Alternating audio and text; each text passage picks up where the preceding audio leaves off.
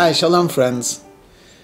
With technology accelerating so quickly, it's remarkable times we live in. 20 years ago, what was considered science fiction, plausible science fiction, of course, today is reality. I'm not a science fiction fan, so I don't know how they're writing science fiction today, but I am sure that it's of a different caliber, because essentially today just about everything is possible. Yet in the field of health, every once in a while, and if you compound this and add it up worldwide, it's not that isolated. There are what they call these medical miracles or marvels, which really do not have any logical understanding from the laws of medicine, but it is worthy of consideration, and they put it down as interesting or unusual or extraordinary or unexplainable as of now. So I read recently about a story that happened a little bit less than 20 years ago. The story is true, though the names are not, about a Dora Gold. She lives in Sydney, Australia. She comes from a wonderful family, but it's very tight-knit. She only has one brother, and her mother is an only child. So she's very close to her grandmother, Beatrice, or Bracha. And Bracha's daughter went on vacation, and so to speak, Grandma was Dora's responsibility, and they're quite close, and Dora herself has two children, and they're very young, and at this time she wants very much to have her children grow up with a grandmother. Anyway, what happened was that Dora collapsed in public, and they called the equivalent, I don't know what the number is, but the equivalent of 911, and by the time the paramedics came and took her to the hospital, all of her vital signs were pretty much flat, and they immediately hooked her up to artificial respirator, and they ran through a series of tests, and the best they could come up with is that she had some type of a stroke, and the body seemed to shut down. When they looked through her pocketbook, one of the numbers which the person answered was Dora, so they called Dora, and they said that she identified herself as being Bracha's granddaughter, and she came over right away. This is Wednesday morning. You could imagine, the nervousness, the anxiety, the pain that Dora is feeling, waiting in emergency, and then being transferred. And she's transferred to intensive care, and essentially, she could barely recognize her grandmother because there's a million machines, or so it seems, and there's beeping all over the place.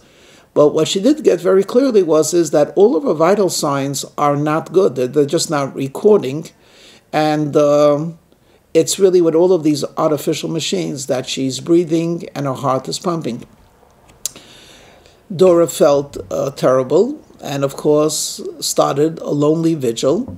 Her husband was in charge of taking care of the two kids at home. She did not want to disturb her mother yet, and spent a sleepless night, holding a little bit the hand, talking a little bit, and dozing. Thursday morning, during all of this time, Dora is being attended by some very conscientious nurses and doctors that are popping in. Thursday morning, Dora is told it does not look very good. And even in the remote case where she'll somehow snap and get back into it, there's a very good chance that she's going to suffer some type of brain death or reversal. And she might be just a shadow or a vegetable of what she was once, which was not very encouraging. And Dora somehow became very obstinate and said, no, I'm not going to let her die. And she basically began to chatter and talk. She read the newspaper to her. She was speaking about the children. Every once in a while, she said, Grandma, don't leave us. I want my kids to know you. And this went on pretty much a whole day, on and off. She's talking to a completely unresponsive person.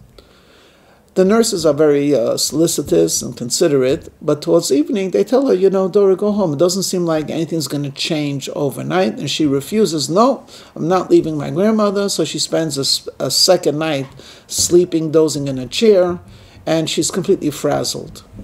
Friday morning, one of the nurses goes over to her and says, we've been monitoring nothing has responded. None of the medicines has seemed to shock the body back to life. And you might want to consider the acceptance of the fact that she's not going to wake up. If she's not going to wake up, it would be best for all for you to literally allow us to stop the machines, because she's not really alive. And Dora refused to hear this. And you don't know, and she starts again talking to her grandmother. Bracha, you can't leave us. I love you. Mom loves you. My children need you, on and off. And then she says something. Oh, by the way, Grandma, you'll never believe who they just brought in. Your neighbor down the street, Mrs. Finkel. She fell and broke her foot. Isn't that strange? She's on your block, and now she's in your hospital. Of course, there's no response. Late afternoon, the doctors tell her, it's there's issues to consider. There's also an expense to consider, and it seems to be it's an emotional drain, it's a financial drain, and they're just prolonging the inevitable. She's not alive. It's just machines. And she should basically give them permission to, what they would call in English today, pull the plug. She was brokenhearted, and she said, you know what, I would do it. I see it's not helping. The only thing is, in Judaism, a burial should be done immediate. My mother, which is her only daughter, is out of town. So let me call her. Saturday she's not going to travel. She'll fly on Sunday. And when she lands Sunday afternoon, that's when we could pull the plug. And they felt that they understood. So I'm not sure if she went home for Shabbos or not, or perhaps she spent Shabbos in the hospital, but it was really horrible. On Saturday night, she looks at her beloved grandmother, no change, same machines, same setting. It's really depressing, would be an understatement. And she starts again. She says, she thinks to herself, if I'm going to pull the program on Sunday, let me review. And she begins reviewing everything, growing up and visiting her, and how grandma was always so special to her, and she's going to miss her. So please, if she's going to come back, she should come back now, because Sunday afternoon is going to be too late. And she falls asleep. When she wakes up, she knows that her mother is going to be going on the plane. So she looks at her grandmother for the last couple of hours, and in her fatigue, she notices that the grandmother seems to be blinking. And she doesn't trust herself anymore, because she knows she's exhausted, and she's been staring at this lady for over 48 hours. She doesn't know what's real anymore. And she goes over to the nurse, and she says, I think grandma's coming back. And the nurse, who had seen her already on Thursday and on Friday, says, oh dear, I doubt. You know something, what you need to do is take a break. I don't want to leave Dora alone. I don't want to leave my grandmother alone. She said, I'll tell you what, I promise to look on. And she goes downstairs to the cafeteria and takes a half-hour break.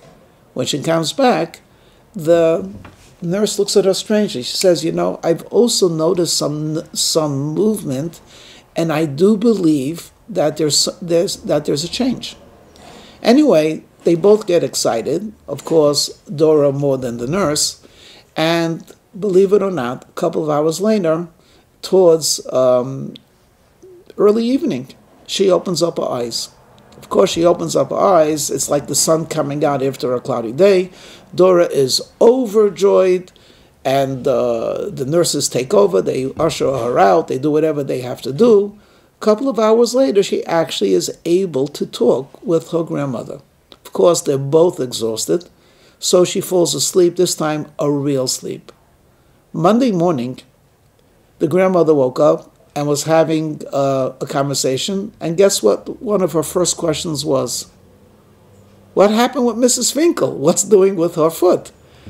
And it was uncanny how much she remembered. As they're recounting the conversation, in comes Dora's mother, sees her mother sitting up in the bed, talking normally with her granddaughter, And she looks at her daughter angrily. Why'd you make me come over here? She's fine. She suffered some type of mind. For that, I had to stop my vacation. And that's the end of the story. The PS of the story is that this grandmother lived another 16 years without any bad effect from this 48 or 72-hour hiatus in life. And until 3 weeks before she died, she was living alone at home in her late 80s and had a lot of nachas from her grandchildren and great-grandchildren. So how do the medicine professionals explain it? They don't. They don't know. They don't understand, but it happens. Now, my dear listener, how would you explain it? If you're like me, you're not an MD. So we would shrug our shoulders and say, well, I guess there's more to life than what can be measured. There's life, what you see, and then there's machines that could measure a heartbeat or measure some type of a brain wave. And there might be a dimension of life which we cannot measure. And though ordinarily, if we cannot measure life, it usually means life has ended, but not always. So in psychology, we would call about the subconsciousness. We would say there's a deeper level of life, or I perhaps would suggest the word soul. There's a level of soul that's in the body that cannot be measured even by the finest instruments. So this person lived. If you do research, you will find that though this is unusual, this is not a singular case. There are, in the many thousands, cases like this, documented in hospitals where people made literally a miraculous recovery, though medically one cannot really explain it. I'm sharing with you this story not to bring out the concept of a soul. It occurred to me that perhaps we are in a coma. In days of exile, for example, I've just finished a morning prayer. So in my prayer, I spoke about how God watches over each and every one of us. And essentially, after praying in the morning, I should be reassured that I'm going to be taken care of today. I should feel no anxiety at all about what today will bring, because I am convinced God will take care of me.